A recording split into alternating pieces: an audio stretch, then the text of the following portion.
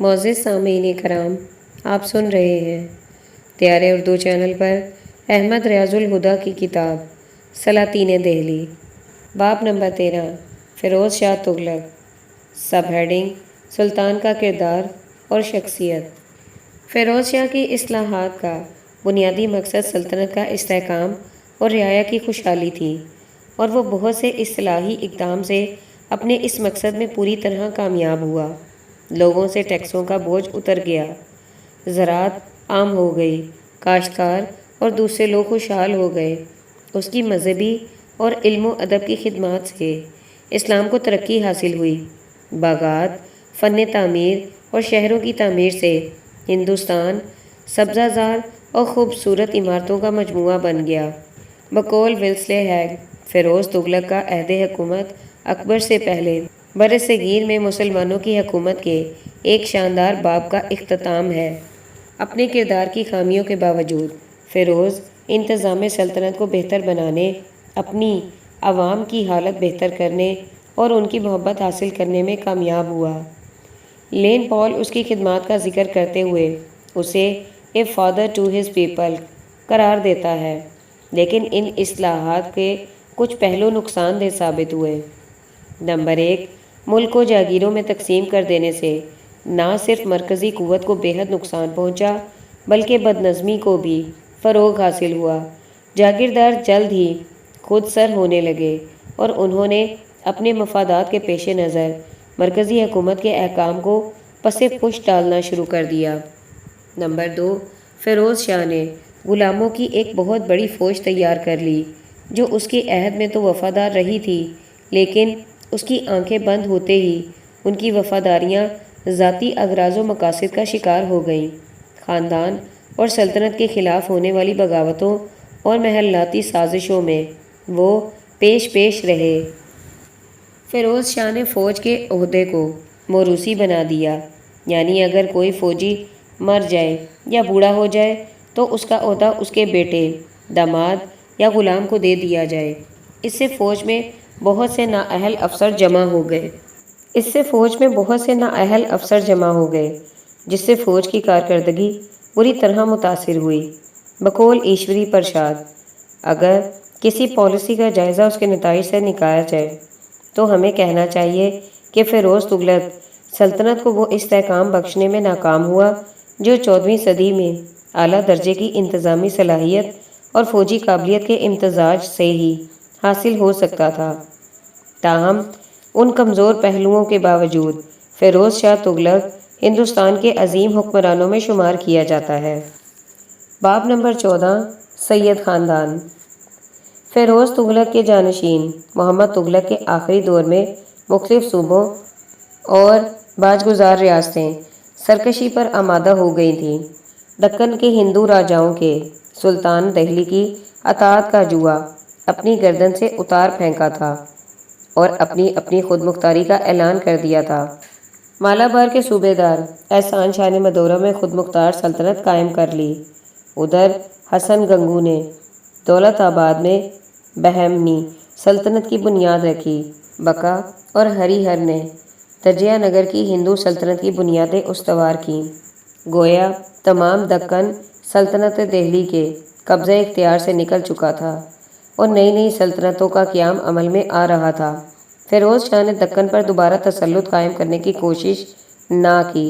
شمالی ہند میں بنگال اور سندھ میں شورش برپا ہوئی اور آخر یہ دونوں صوبے بھی دلی کی سلطنت سے علیحدہ ہو گئے۔ فیروز شاہ کے انتقال کے بعد وزیر سلطنت ملک سرور خواجہ جہاں نے جون پور میں خود مختار سلطنت قائم کر لی۔ گجرات، خاندیش اور مالوا کے صوبے داروں نے اپنی خود مختاری کا اعلان کر دیا۔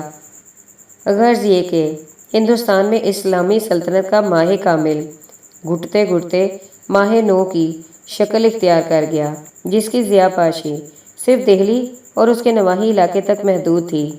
تغلق سلطنت کے انحطاط کی وجہ محمد تغلق کی نئی تجاویز تھیں جو زمانے اور حالات کے موافق نہ تھیں۔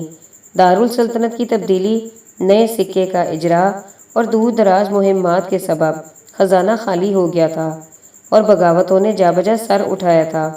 اس کے علاوہ فیروز تغلق نے جاگیرداری نظام کو ازسر نو رائج کیا، فوجی افسروں کو بڑی بڑی جاگیریں عطا کیں، غلامی کے ادارے کو باقاعدہ ترتیب دیا، لیکن ان اصلاحات کے باوجود جاگیردار مرکزی حکومت کے لیے مصیبت کا باعث بنے ہوئے تھے اور غلاموں نے سازش پر کمر باندھ رکھی تھی۔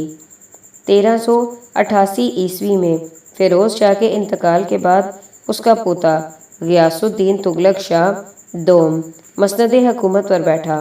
اس نے اپنے چچا ناصر الدین محمد کی سرکوبی کے لیے ایک فوجی دستہ ملک فیروز علی خان جہاں اور میوات کے راجپوت سردار بہادر ناہر کی سرکردگی میں روانہ کیا۔ ناصر الدین شکست کھا کر کانگڑیے کی طرف بھاگ گیا اور خان جہاں دلی کو واپس آ گیا۔ تغلق شاہ نے اپنے آپ کو مستحکم کرنے کے لیے اپنے بھائی سالار شاہ کو قید میں ڈال دیا، جس کی وجہ سے اس کے چچا زاد بھائی ابو بکر نے خوفزدہ ہو کر خان جہاں کے نائب رکن الدین کی حمایت سے تمام لشکر کو اپنے ساتھ ملا لیا۔ فوج کی سرکشی دیکھ کر تغلق شاہ اور خان جہاں محل کے بائیں دروازے سے بھاگ نکلے، لیکن محل کے فوجی دستے نے ان پر حملہ کر کے دونوں کو قتل کر دیا۔ 5 ماہ کے عرصے کے بعد 19 فروری 1399 کو ابو بکر تخت نشین ہوا۔ اس نے اپنے وزیر رکن الدین کو سازش کے الزام میں قتل کر دیا، جس کی وجہ سے کچھ وقت کے لیے رعب حکومت لوگوں کے دلوں پر طاری ہو گیا۔ لیکن اسی اثنا میں سمانہ میں بغاوت رونما ہوئی، جہاں سنام کے مقام پر اہل سمانہ نے صوبے دار خوش دل کو قتل کر دیا۔ اس کا سر ناصر الدین محمد کے پاس بھیجا اور اسے تخت دہلی پر قبضہ کرنے کی دعوت دی۔ چنانچہ ناصر الدین کانگڑا سے سمانہ آیا، جہاں اسے بادشاہ تسلیم کر لیا گیا۔ اس نے 50,000 سواروں کی معیت میں دلی کے قریب جہاں نما میں اپنا دربار منعقد کیا، مگر ابو بکر کے ہاتھوں شکست کھانے کے بعد جالیسر میں جا کر پناہ لی اور اپنے بیٹے ہمایوں خان کو سمانہ میں نیا لشکر تیار کرنے کے لیے روانہ کیا۔ ناصر الدین نے ملک سرور کو، جو کبھی دہلی کا کوتوال تھا، خواجہ جہاں کا خطاب دے کر وزارت کے عہدے پر فائز کیا۔ ناصر خان کو، جو بعد میں سید خاندان کا بانی بنا، خضر خان کا خطاب ملا۔ ناصر الدین نے 50,000 کا لشکر لے کر دوبارہ دلی پر چڑھائی کی، لیکن کھونڈلی کے مقام پر شکست کھائی اور جالیسر میں پناہ گزین ہوا۔ اس ہزیمت کے باوجود اس کا تسلط ملتان، لاہور، سمانہ، حصار، ہانسی اور دلی کے شمالی اضلاع پر تسلیم کیا جا چکا تھا۔ 1390 میں ہمایوں خان نے سمانہ سے پانی پت تک کا علاقہ تاخت و تاراج کیا، لیکن ابو بکر دلی میں مقیم رہا۔ اسے ڈر تھا کہ کہیں ہمایوں اس کے دشمنوں کی مدد سے دلی پر قبضہ نہ کر لے، مگر اسی اثنا میں ہمایوں شکست کھا کر بھاگ نکلا۔ ابو بکر کے حوصلے بڑھے اور اس نے ناصر الدین محمد پر جالیسر میں حملہ کر دیا، لیکن ناصر الدین اسے دھوکہ دے کر نکل گیا اور دلی پر قابض ہو گیا۔ ابو بکر عجلت میں واپس لوٹا اور اس کی آمد پر ناصر الدین پھر جالیسر کو لوٹ گیا۔ کچھ عرصے کے بعد اسلام خان کی مدد سے ناصر الدین نے دہلی کے تخت پر قبضہ کر لیا۔ ابو بکر میوات کو بھاگ گیا، لیکن بعد میں شکست کھا کر قید ہوا اور میرٹھ بھیج دیا گیا، جہاں کچھ عرصے بعد اس کا انتقال ہو گیا۔ ناصر الدین نے اوٹادا کنوج اور دالمو کے باغیوں کی سرکوبی کی اور اسلام خان کو، جو بغاوت پہ آمادہ تھا، قتل کر دیا۔ ان شورشوں سے ابھی فراغت نہ پائی تھی کہ ناصر الدین کو میوات میں بہادر ناہر کی سرزنش کے لیے روانہ ہونا پڑا۔ اسی اثنا میں 20 فروری 1394 میں سلطان نے جالیسر میں انتقال کیا۔ اس کے مرنے کے بعد 24 جنوری کو ہمایوں خان دہلی کے تخت پر مطمئن ہوا اور علاؤ الدین نے سکندر شاہ کا لقب اختیار کیا۔ وہ جلد بیمار ہو کر اسی سال 8 مارچ کو انتقال کر گیا۔ اس کے انتقال پر ملک سرور نے ہمایوں کے چھوٹے بھائی ناصر الدین محمود کو تخت پر بٹھا دیا اور سب نے اسے بادشاہ تسلیم کر لیا، مگر تغلق خاندان کی حکومت صرف دلی کی 4 دیواری تک محدود تھی۔ صوبائی گورنروں اور امراء کے دلوں سے مرکزی حکومت کا رعب اٹھ چکا تھا۔ مشرقی علاقے میں ہندوؤں نے بغاوت کر رکھی تھی۔ ملک سرور خواجہ سرا محمود سے سلطان الشرق کا خطاب حاصل کر کے اس بغاوت کو فروغ کرنے کے لیے روانہ ہوا۔ اس کو مل، اوٹاڈا اور کنوج کو مطیع کرنے کے بعد جونپور پر قبضہ کر لیا اور خود مختار ہونے کے بعد مشرقی خاندان کی بنیاد رکھی۔ سارنگ خان نے جسے کھوکھروں کی بغاوت فروغ کرنے کے لیے بھیجا گیا تھا، لاہور پر قبضہ کر کے اپنے بھائی ملک کھنڈو کو عادل خان کا لقب دے کر گورنر مقرر کر دیا۔ سلطان ناصر الدین محمود ملوح خان کی سازش کا قلعہ کما کرنے کے لیے گوالیار کو روانہ ہوا۔ ملوح خان بھاگ نکلا اور مقرب خان کی حمایت سے دہلی پر قابض ہو گیا۔ سلطان 2 ماہ تک دلی کا محاصرہ کیے پڑا رہا۔ اسی اثنا میں بعض امراء نے نصرت شاہ یعنی فیروز تغلق کے پوتے کو فیروز آباد میں بادشاہ تسلیم کر لیا۔ گویا ایک ہی وقت دلی پر 2 بادشاہوں کی حکومت قائم ہو گئی۔ محمود شاہ دلی میں دربار منعقد کرتا تھا اور نصرت شاہ فیروز آباد میں، بہادر ناہر پرانی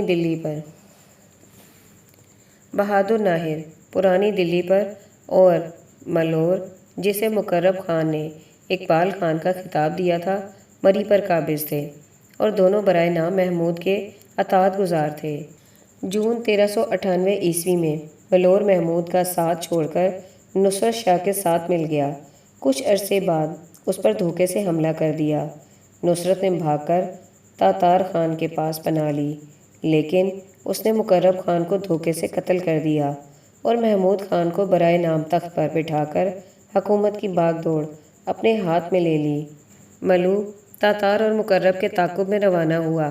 تاتار خان نے اپنے باپ ظفر خان کے پاس گجرات میں پناہ لی، جہاں وہ مظفر شاہ کے لقب سے خود مختار ہو چکا تھا، اور مقرب شاہ دوابہ کی جانب بھاگ گیا۔ سب ہیڈنگ: امیر تیمور کا حملہ۔ امیر تیمور چغتائی ترک تھا۔ اس کا باپ امیر ترگی برلاس ترکوں کے چغتائی قبیلے کا سردار تھا۔ امیر تیمور کی عمر 34 برس تھی جب وہ اپنے باپ کے بعد چغتائی قبیلے کا سردار بنا۔ خداداد قابلیت اور قیادت کی تمام خوبیوں کا مالک ہونے کے ساتھ ساتھ وہ ایک بہادر جرنیل تھا، اس لیے اس کی قیادت نے ترکوں میں ایک نیا ولولہ اور جوش بھر دیا۔ اس نے اپنے قبیلے کو مضبوط اور منظم بنانے کے بعد ایک بڑی فوج تیار کی اور چنگیز خان اور ہلاکو خان کے نقش قدم پر چلتے ہوئے فتوحات کا آغاز کیا۔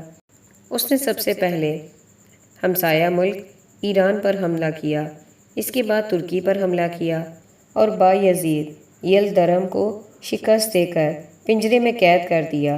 اس نے فتوحات کے شوق میں ترکستان، عراق اور روس کے علاقوں کو تاخت و تاراج کیا، اور روس کے متعدد علاقوں کو فتح کرتے ہوئے وہ افغانستان پہنچا اور یہاں سے اس نے پاک و ہند کے حالات کا جائزہ لیا اور حالات سازگار پاتے ہوئے ہندوستان کی فتح کا منصوبہ بنایا۔ سب ہیڈنگ: برصغیر پر حملے کے اسباب۔ پاک و ہند کی سیاسی حالت اس وقت انتشار کا شکار ہو چکی تھی۔ خاندان تغلق میں کوئی ایسا حکمران نہ تھا جو سلطنت کو متحد اور مضبوط کر سکتا۔ جانشینی کا جھگڑا اس حد تک پہنچ چکا تھا کہ اس وقت سلطنت دہلی پر 2 حکمران محمود شاہ اور نصرت شاہ بیک وقت حکومت کر رہے تھے۔ یہی کمزور سیاسی صورتحال امیر تیمور کے لیے حوصلہ افزائی کا باعث بنی۔ ہندوستان کی دولت کے چرچے دور دور تک پھیلے ہوئے تھے، چنانچہ امیر تیمور نے بھی اس دولت سے فائدہ اٹھانا چاہا۔ امیر تیمور ایک بہادر جرنیل اور فتوحات کا شائق تھا۔ اس کی گزشتہ مہمات اس کے ذوق فتح کی تکمیل کا ایک حصہ تھی۔ اب اس نے برصغیر پر حملہ کر کے ایک اور بڑا علاقہ اپنی قلم رو میں شامل کرنے کا خیال کیا۔ اسلام کی اشاعت اور ہندوؤں کی بڑھتی ہوئی طاقت توڑنے کا بھی خواہش مند تھا۔ چنانچہ جب اس نے افغانستان میں اپنی فوج کو منظم کر لیا تو اس کے سامنے ایک مجاہدانہ تقریر کرتے ہوئے کہا، میرا پاک و ہند پر حملہ کرنے کا مقصد جہاد ہے۔ ہم بتوں کو توڑنا اور مندروں کو ختم کرنا چاہتے ہیں۔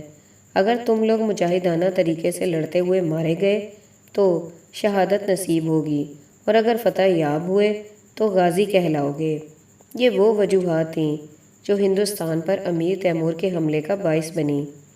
امیر تیمور نے برصغیر کا رخ کرنے سے قبل ایک ہراول دستہ اپنے پوتے پیر محمد خان کی سرکردگی میں روانہ کیا، جس نے دریائے سندھ کو عبور کر کے 1398 عیسوی کے آغاز میں اچھ اور ملتان پر قبضہ کر لیا۔ اپریل 1398 عیسوی میں امیر تیمور خود ایک بھاری لشکر جرار کی جمعیت میں سمرقند سے روانہ ہوا اور ستمبر 1998 میں دریائے سندھ، جہلم، چناب اور راوی عبور کر کے لاہور تک آ پہنچا اور لاہور کے حاکم مبارک خان کو شکست دی۔ پنجاب پر قبضہ کرنے کے بعد امیر تیمور نے کھوکروں کے علاقے پر حملہ کیا اور کھوکر سردار جسرت کو شکست دے کر گرفتار کر لیا، تاہم 2 لاکھ روپے لے کر اسے رہا کر دیا گیا۔ ان کامیابیوں کے بعد بابا فرید شکر گنج کے روضہ مبارک کی زیارت اور فاتحہ کے لیے پاک پتن روانہ ہوا۔ پاک پتن اور دیپال پور کے لوگ پیر محمد کے نائب گورنر مسافر قبولی اور فوجی دستے کو قتل کر کے بیکانیر کی طرف بھاگ گئے تھے اور بھٹسیر کے مضبوط قلعے میں جا کر پناہ گزین ہو گئے تھے۔ امیر تیمور کو لوگوں کی اس جسارت کا علم ہوا تو اس نے بھٹسیر کو فتح کر کے 10,000 لوگوں کو قتل کیا۔ مسافر قبولی کے قتل کا بدلہ لیتے ہوئے امیر تیمور سرہوتی، فتح آباد، ٹوہانہ اور کیمل کو فتح کرتا ہوا دہلی تک آ پہنچا۔ ان مہمات میں بے شمار دولت کے علاوہ 1 لاکھ افراد کو قید کر لیا گیا جو لشکر کے ساتھ تھے۔ دہلی پر حملہ کرنے سے پیشتر تیمور نے 1 لاکھ قیدیوں کو اس خیال سے قتل کر دیا کہ مقابلے کی صورت میں یہ گڑبڑ نہ کریں، ورنہ نازک وقت میں ان پر قابو پانا مشکل ہوگا۔ فوجی نقطہ نگاہ سے یہ اقدام فراست پر مبنی تھا، لیکن انسانیت کے ساتھ اس کا سلوک بدترین مثال تھی۔ محمود شاہ اور ملو اقبال وزیر اعظم 40,000 سواروں، 10,000 پیادوں اور 120 ہاتھیوں کے ساتھ مقابلے کے لیے نکلے۔ یہ فوج کوئی قابل جرنیل نہ ہونے کے باوجود بڑی بہادری سے لڑی، لیکن امیر تیمور کی نفسیاتی بالادستی اور اس کی فوجی چالوں کے سامنے دہلی کی فوج نہ ٹھہر سکی اور بھاگ گئی۔ خود بادشاہ نے گجرات کا راستہ کیا اور وزیر اعظم بلند شہر برن بھاگ گیا۔ دہلی پر قبضے کے اگلے روز اس نے دربار عام منعقد کیا، جس میں کہ معززین اور علماء نے بھی شرکت کی۔ تیمور نے ان کی درخواست پر ایک بھاری رقم بطور تاوان جنگ وصول کر کے خون ریزی بند کرا دی۔ امیر تیمور کے فوجی شہر سے تاوان کی رقم جمع کرنے اور سامان رسد حاصل کرنے میں مصروف تھے۔ اہل شہر سے ان کا تنازع ہو گیا، اس میں کچھ سپاہی مارے گئے۔ اس سے تیمور مشتعل ہو گیا اور قتل عام کا حکم دے دیا۔ 3 دن تک قتل عام ہوتا رہا، جس سے شہر ویران اور 1 لاکھ افراد قتل کر دیے گئے، جس میں اس وقت کے دہلی کے منتخب روزگار بھی تھے، اور خوبصورت عمارتیں تباہ ہو گئیں۔ امیر تیمور 15 دن تک دہلی میں قیام پذیر رہا۔ وہ برصغیر میں مستقل قیام اور حکومت کرنے کا خواہش مند نہ تھا، چنانچہ 1 جنوری 1399 عیسوی کو وہ دہلی سے سمرقند روانہ ہوا۔ 19 جنوری 1399 عیسوی کو اس نے میرٹھ پر حملہ کیا۔ یہاں افغان الیاس اور مولانا احمد تھا۔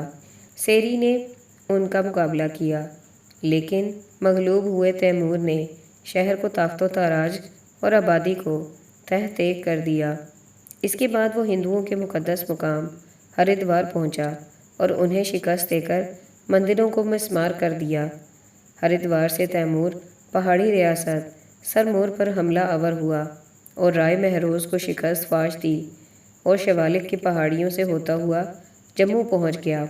راجہ نے شکست کھائی اور مشرف با اسلام ہوا۔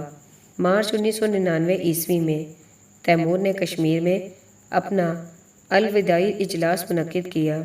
سید خضر خان کو، جو اس کے ساتھ رہا، لاہور، ملتان اور دیپال پور اس کے سپرد کر کے کابل سے ہوتا ہوا سمرقند واپس چلا گیا۔ سب ہیڈنگ: حملے کے اثرات۔ برصغیر پر تیمور کے حملے سے لاکھوں افراد قتل کر دیے گئے۔ خاص طور پر دہلی میں 3 روز تک قتل و غارت کا بازار گرم رہا۔ لاشوں کے تعفن سے طاعون کی وبا پھوٹ پڑی، جس نے مزید آبادی کو کم کر دیا۔ اس حملے سے نہ صرف جانوں کا نقصان ہوا، بلکہ فصلیں تباہ ہو گئیں، کھیتیاں ویران ہو گئیں، جس سے غذا کی قلت پیدا ہو گئی اور رہے سہے عوام کو ایک خطرناک قحط کا سامنا کرنا پڑا۔ بقول لین پال، دریائے سندھ سے گنگا تک اور پورے پنجاب میں اس کی فوج نے جہاں کہیں قدم رکھے، تباہی اور قحط کے سوا پیچھے کچھ نہ چھوڑا۔ امیر تیمور کے حملے کی دہشت اور تباہی سے لوگ کافی عرصے تک زندگی سے بیزار رہے اور اپنے کاموں کی طرف توجہ نہ دے سکے۔ چنانچہ ملک کی معیشت تباہ ہو گئی اور نصف صدی بعد تک اس کے اثرات محسوس کیے گئے۔ امیر تیمور نے دہلی میں نہ صرف قتل و غارت گری کو روا رکھا، بلکہ اس شاندار عمارتوں کو بھی زمین بوس کر دیا۔ نہ صرف دہلی، بلکہ وہ جہاں بھی گیا ایسی ہی بربریت ساتھ لے کر گیا۔ اس کی آمد سے قبل دہلی خوبصورت عمارتوں کا شہر تھا، لیکن اس کے جانے کے بعد بقول لین پال دہلی مغلوں کی آمد تک آرائش و زیبائش سے محروم رہی۔ تیمور کے واپس جانے کے بعد تقریباً 3 ماہ تک سلطنت دہلی سربراہ سے محروم رہی۔ 3 ماہ بعد ملو اقبال نے دہلی پر اپنا اثر قائم کر لیا۔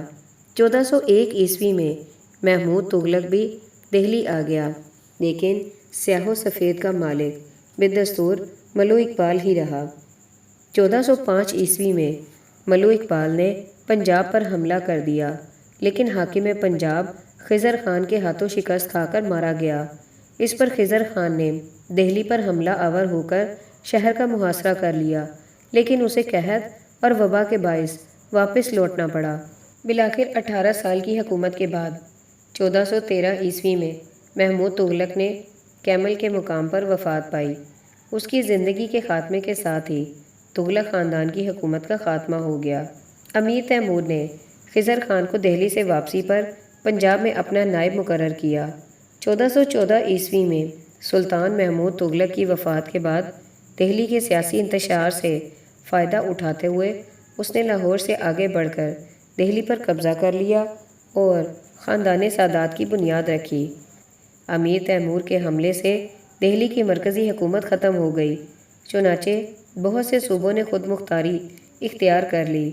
بنگال، گجرات، جونپور، مالوا، پنجاب، سندھ اور راجپوتانہ کی بہت سی ریاستیں مرکز سے آزاد ہو گئیں اور ملک میں عملاً طوائف الملوکی کا دور دورہ ہو گیا۔ محمد تغلق کے خلاف کامیاب بغاوت کے بعد 1347 عیسوی میں خضر خان بہمنی نے دکن کی بہمنی سلطنت کی بنیاد رکھی اور علاؤ الدین کا لقب اختیار کیا۔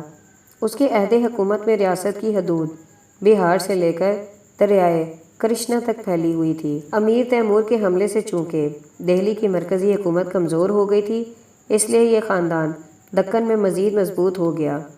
دہلی نہ صرف مالی لحاظ سے یتیم ہو گیا، بلکہ تہذیب و تمدن میں بھی اس کا دامن خالی ہو گیا۔